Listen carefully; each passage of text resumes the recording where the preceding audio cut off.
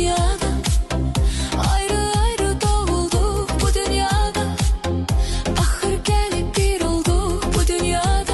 Ey hayat sen ne garibesən. Ne yaxşı qonşu olduk bu dünyada. Ayrı ayrı doğulduk bu dünyada.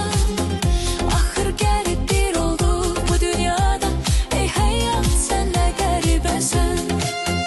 Sen ay kimi baktın mənə, sen gün kimi baktın mənə. Gözlerinin qarasıyla güldü ömrümü bəxti mənə. Aylar keçirirlər, keçir axın olur. Yadlar gəlir, doğma olur, yaxın olur. Məhəbbətlə ötən ömür nağıl olur. Ey həyat sən nə qəribəsən. Ey həyat sən nə qəribəsən.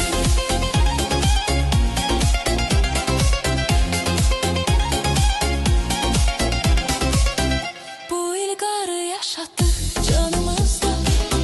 Gənclik eşqi qaynadı qanımızda. Qoxum oldu atamız, anamızda. Ey həyat sən nə qəribəsən. Sən ay kimi baxdın mənə, sən gün kimi baxdın mənə. Gözlərinin qarasıyla güldü ömrümü bəxti mənə.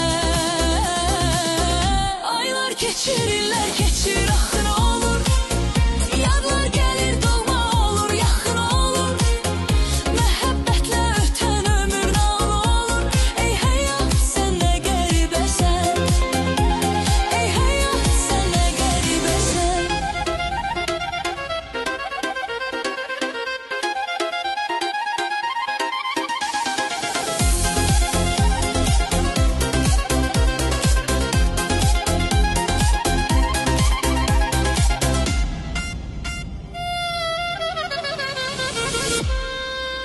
Sen ay kimi baktın mənə, sen gün kimi baktın mənə.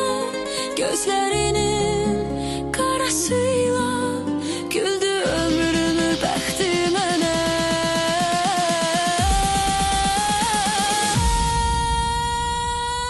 Aylar keçirirlər, keçir